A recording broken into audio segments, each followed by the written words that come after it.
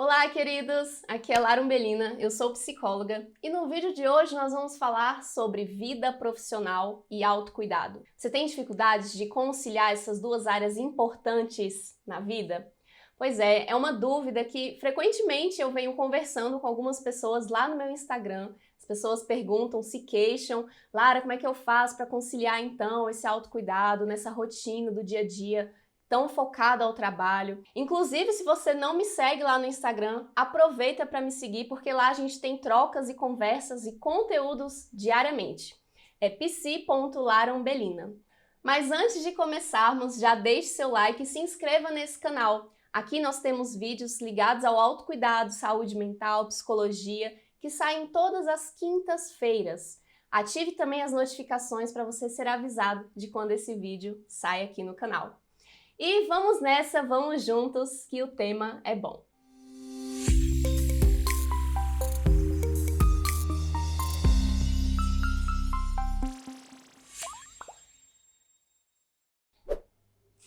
Autocuidado, um tema importante, algo que a gente precisa praticar, que envolve diversas áreas da nossa vida. Um cuidado físico, emocional, social, coisas que mantêm uma estrutura para a gente conseguir realizar as coisas do dia a dia. Mantendo esse autocuidado em dia, também favorece para que a gente não se sobrecarregue com os estresses e as demandas que a gente precisa enfrentar também com o assunto profissional, né, que já é ligado ao trabalho.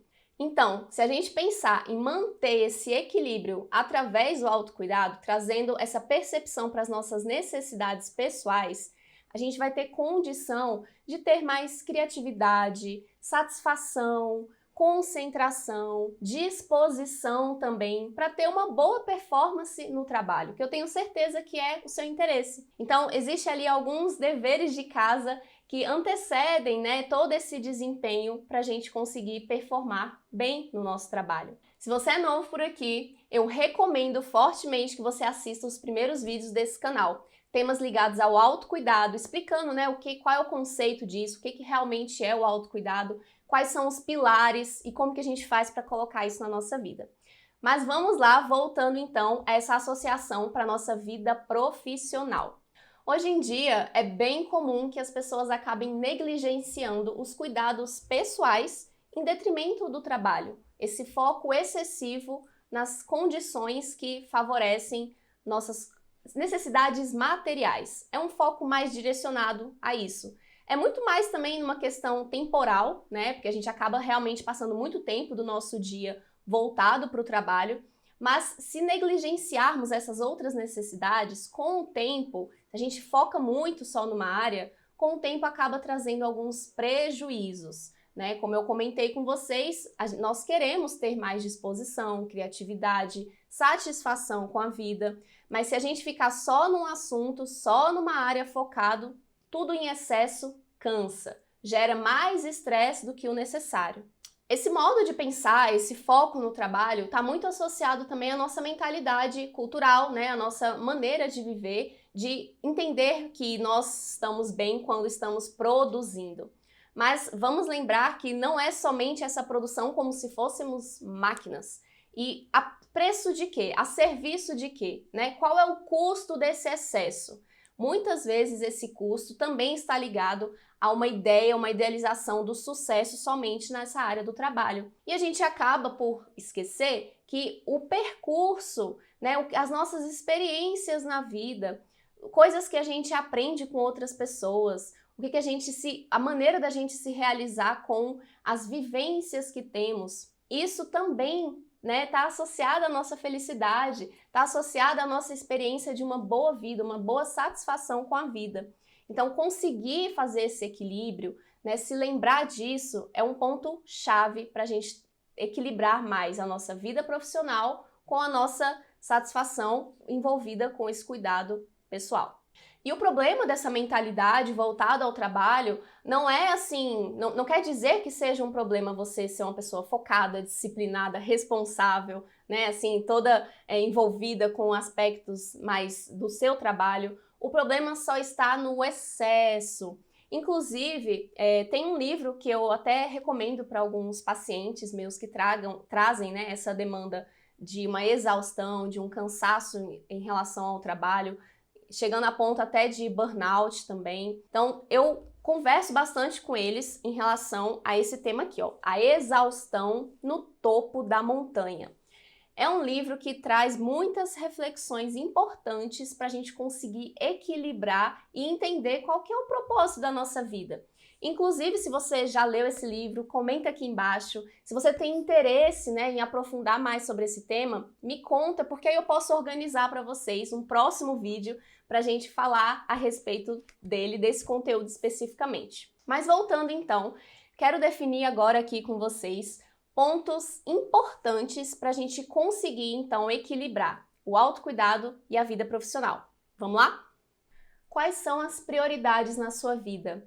Dedicar tempo de qualidade e atenção para outras áreas, por exemplo, família, lazer, relacionamentos pessoais, hobbies, atividades intelectuais, atividades que te desenvolvam, que traga assim um conhecimento, um desenvolvimento pessoal. Porque quando a gente faz esse paralelo, né, do autocuidado com a vida profissional, não significa que você precise apenas descansar, né? Como o oposto do trabalho, você só vai relaxar.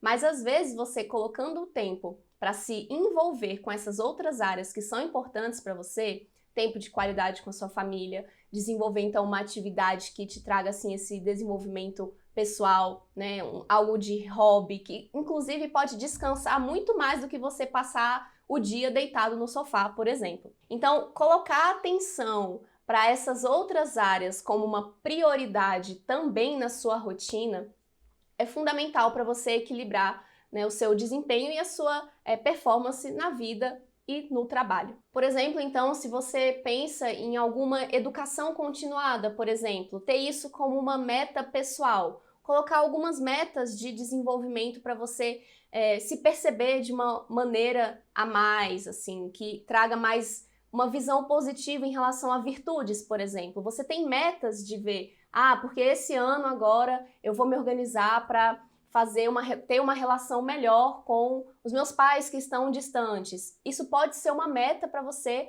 se organizar para acontecer e ter mais satisfação na sua vida. As nossas metas não são somente profissionais, sabe? Você não tem que pensar só quantas tarefas você vai realizar, mas o quanto que de maneira mais assim individual do seu desenvolvimento, você também pode colocar como uma meta para acontecer, e isso sim vai te trazer uma satisfação mais plena.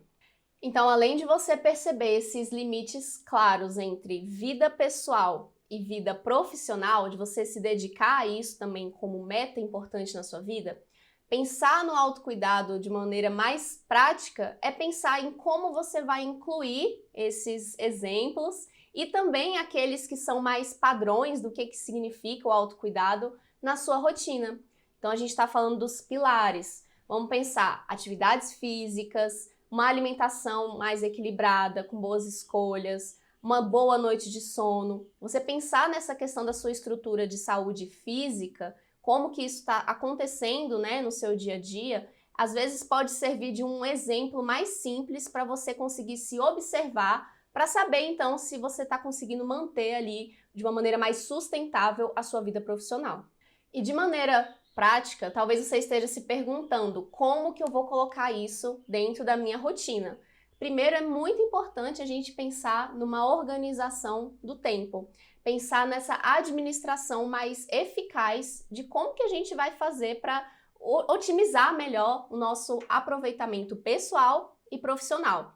Para isso, aqui também nesse nosso canal tem um vídeo que eu falo sobre organização e rotina, como que a gente faz para isso acontecer. Mas vamos pensar que existem alguns padrões, assim, alguns critérios que vai facilitar para você. Primeiro, vamos pensar em... Toda hora pensar. Então, você pode pensar...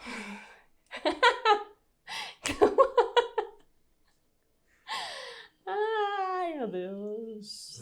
Então, vamos lá. Você vai escrever, aprender a utilizar uma agenda, definir melhor os seus horários para cada coisa, colocando limites no tempo mesmo que você vai se dedicar a alguma coisa.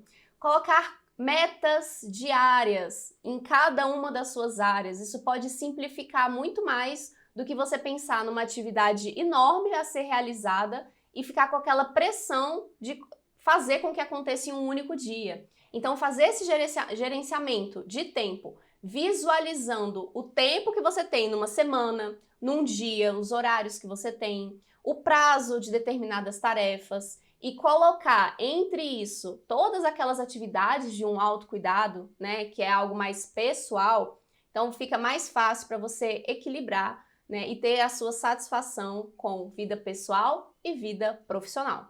E você pode fazer toda essa organização, todo esse planejamento e quando começar ali a rotina, começar o dia a dia, o quente do dia, você acaba desprezando, desconsiderando essas anotações e esses registros que você fez para se organizar. Se isso está acontecendo, é importante você colocar alguns limites pessoais, inclusive.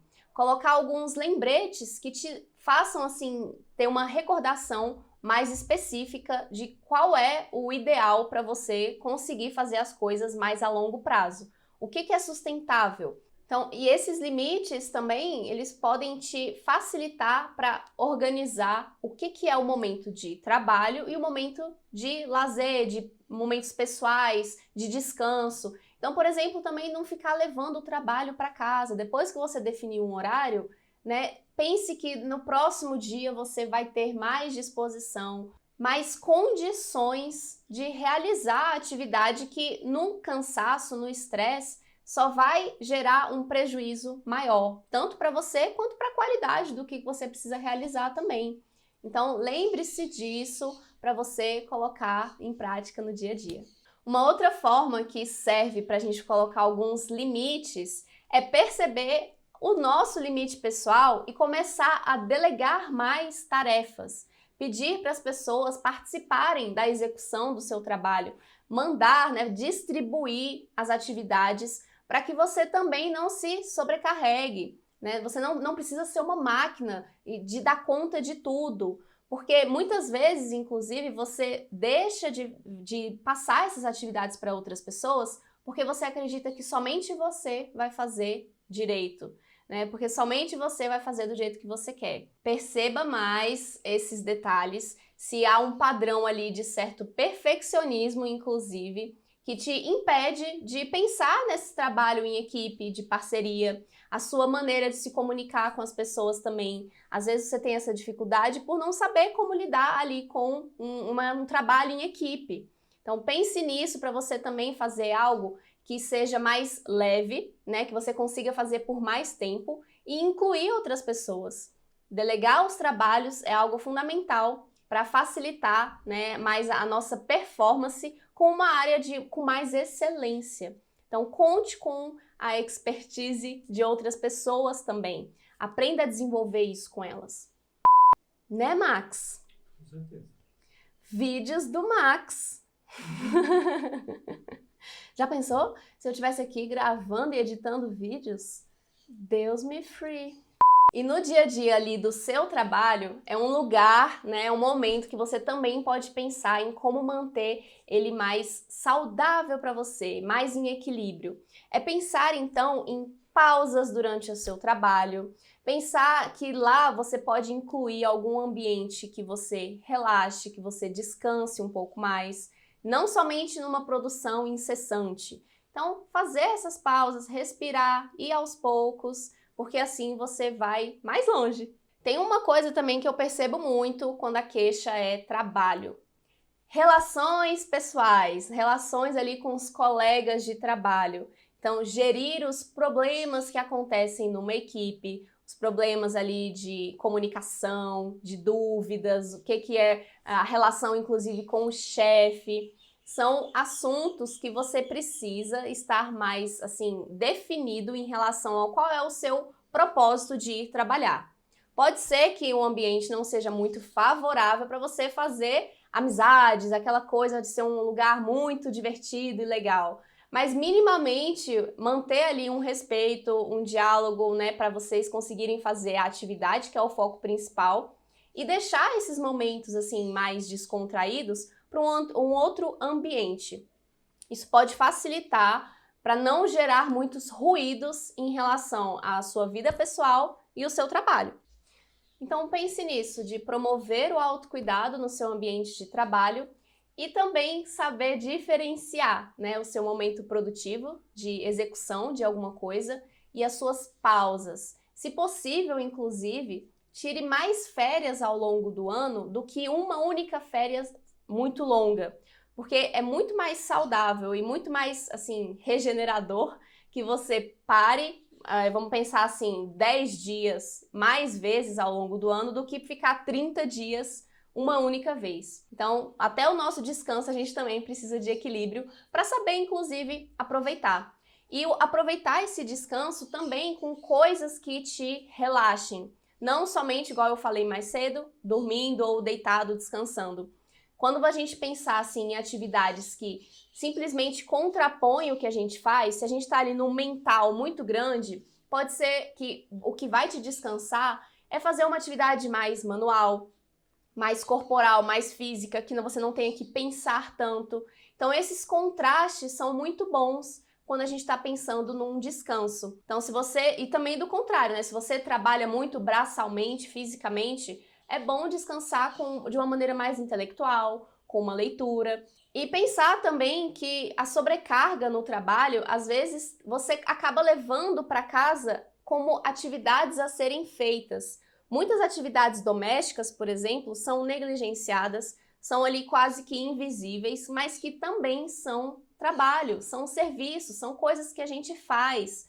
Então perceba isso se não é uma das fontes da sua sobrecarga e pense naquela ideia de conseguir delegar mais as atividades e se ocupar com outras coisas que você não pense assim, que esteja tudo ótimo para você descansar, né? A vida não precisa estar totalmente perfeita e estável para a gente conseguir se desligar de alguma coisa e para poder fazer outra. Então treine esse tipo de mentalidade, treine, né, essa maneira de pensar sobre uma vida mais em equilíbrio. Cuidar de si mesmo é um investimento valioso e só você pode cuidar bem de você mesmo. É um trabalho pessoal. Esses exemplos que eu estou trazendo para vocês é algo que é único. Então, priorize, né? Crie essa mentalidade de poder priorizar o autocuidado na sua vida. Se você me acompanhou até aqui, obrigada pela sua companhia. Deixe seu like e comente aqui para fazermos trocas, né? Podemos aprender mais juntos. Então cuide-se bem e eu te vejo no próximo vídeo.